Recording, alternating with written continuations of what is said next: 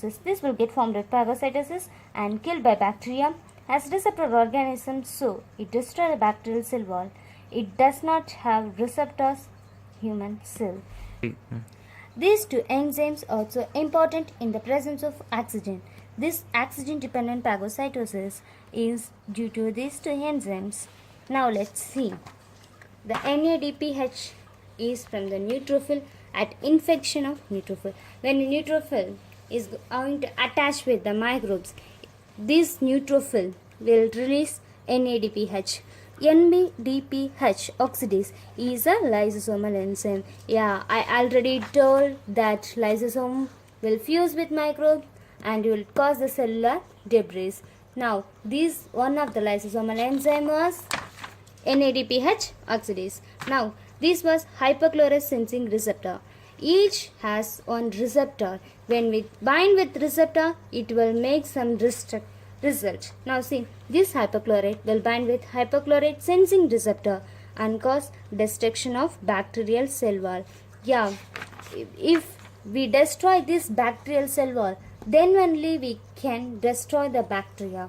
So this lysosome, the neutrophil, already I said there is two nucleus. It means it is our immune cells. It may be a neutrophil, macrophage, leukocytes. Now see, this damaged neutrophil, it means the cell which recognize this bacteria.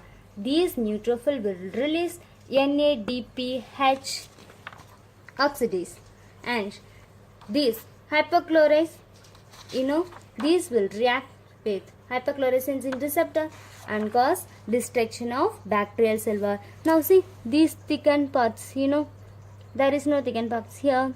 There is a destruction of bacterial cell wall. And the hypochlorous act, this hypochlorite and free radicals, myeloperoxidase, strictly mediated by degradation. These three will cause degradation surely. H2O2 and myeloperoxidase, these will cause activation of halogenation system. This will protection of hypochlorite, and this will cause the destruction of bacteria. You already know how the hypochlorite will going to cause the destruction of bacteria. This will bind the myeloperoxidase and H2O2. The mechanical sensor, this will cause volume, load, and helps to detect how many effect of the cell. Now let's see.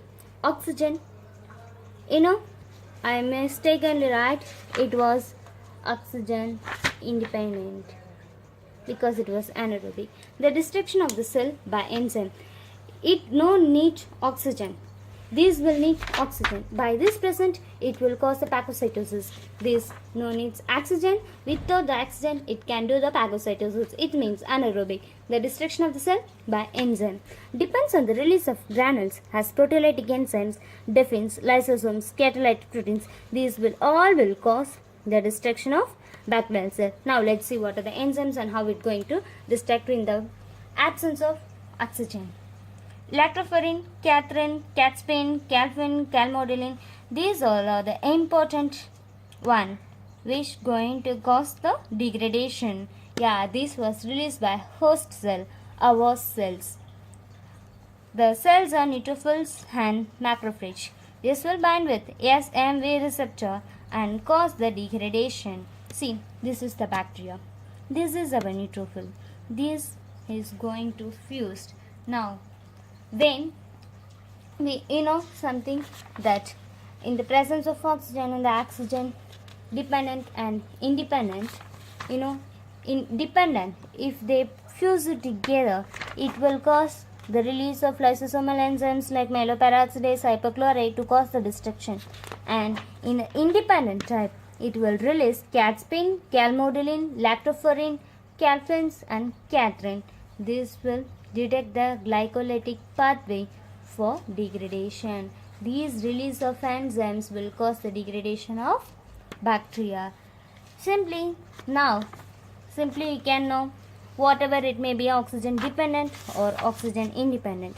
The phagocytosis is simply mean that killing of foreign body by our own cell is known as phagocytosis.